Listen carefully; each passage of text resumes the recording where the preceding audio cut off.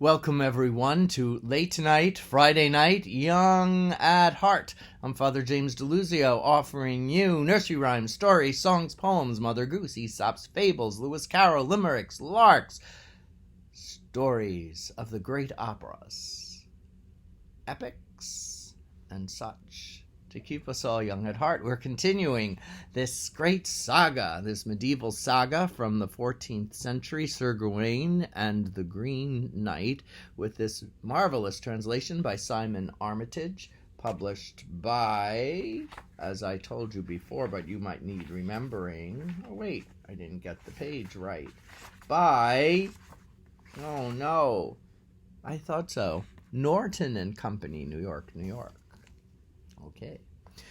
Remember, we've been introduced to the Green Knight, frightful, all green, and his horse, and now we're going to get more description of him with a very important detail and a very essential question to this epic that will lead us further on into the adventure. Okay, so everyone was looking at him, staring. Okay, here we go. Yet he wore no helmet, and no hauberk either. No armored apparel or plate was apparent, and he swung no sword, nor sported any shield, but held in one hand a sprig of holly. Of all the evergreens, the greenest ever, and in the other hand held the mother of all axes, a cruel piece of kit. I kid you not. The head was an ell in length at least, and forged in green steel with a gilt finish. The skull-busting blade was so stropped and buffed it could shear a man's scalp and shave him to boot.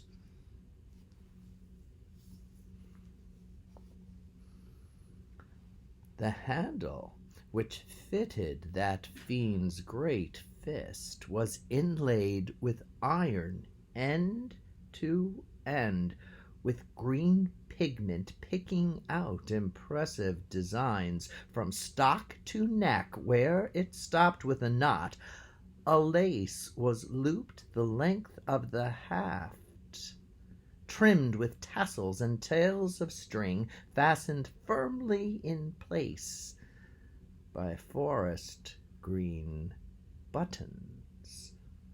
And he kicks on, canters through that crowded hall, towards the top table, not the least bit timid, cocksure of himself, sitting high in the saddle. "And who," he bellows without breaking breath, "is governor of this gaggle? I'll be glad to know it's with him and him alone that I'll have my say."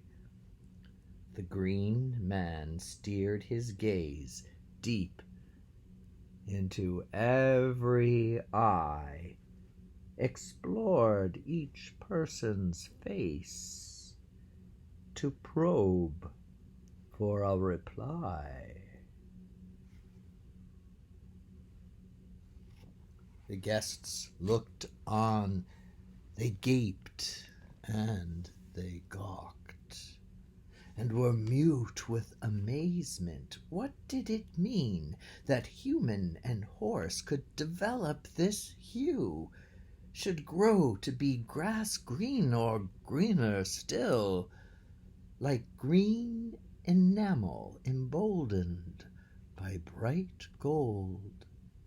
Some stood and stared, then stepped a little closer, drawn near to the knight to know his next move. They'd seen some sights, but this was something special, a miracle, or magic, or so they imagined. Yet several of the lords were like statues in their seats, left speechless and rigid, not risking a response. The hall fell hushed, as if all who were present had slipped into sleep or some trance-like state. No doubt, not all were stunned and stilled by dread, but duty bound to hold their tongues until their sovereign could respond. Then the king acknowledged this curious occurrence, cordially addressed him, keeping his cool. "A warm welcome, sir, this winter's night. My name is Arthur. I am head of this house. Won't you slide from that saddle and stay a while, and the business which brings you we shall learn of later." "No," said the knight, "it is not in my nature to idle or alack about this evening, but because your acclaim is so loudly chorused, and your castle and brotherhood are called the best, the strongest men to ever mount the saddle, the worthiest knight ever known to the world, both in competition and true combat, and since courtesy, so it's said, is championed here, I'm intrigued and attracted to your door at this time. Be assured by this holland stem here in my hand that I mean no menace, so expect no malice. For if I'd slogged here tonight to slay and slaughter, my helmet and hauberk wouldn't be at home, and my sword and spear would be here at my side. And more weapons of war, I'm sure you are aware. I'm clothed for peace, not kitted out for conflict. But if you're half as honorable as I've heard folks say, you'll graciously grant me this game, which I ask for by right." Then Arthur answered, "Knight most curious, you claim a fair, unarmored fight. We'll see you have the same. I am spoiling for no scrap, I swear. Besides, the bodies on these benches are just bum-fluffed bairns. If I'd ridden to your castle rigged out for a ruck, these lightweight adolescents wouldn't last a minute. But it's Yuletide, a time of youthfulness, yes? So at Christmas in this court I lay down a challenge. If a person here present within these premises is big or bold or red-blooded enough to strike me one stroke and be struck in return, I shall give him as a gift this gigantic cleaver, and the axe shall be his to handle as how he likes. I'll kneel, bare my neck, and take the first knock. So who has the gall, the gumption, the guts?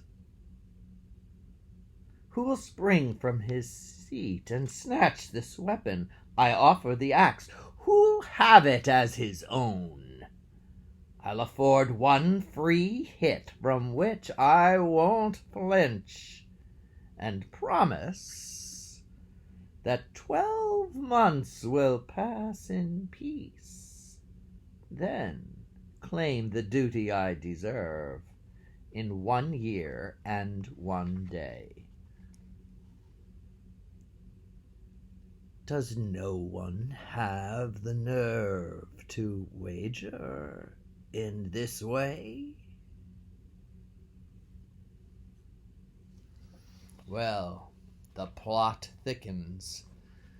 I hope you got it amidst all the poetry and alliteration. Did you get it?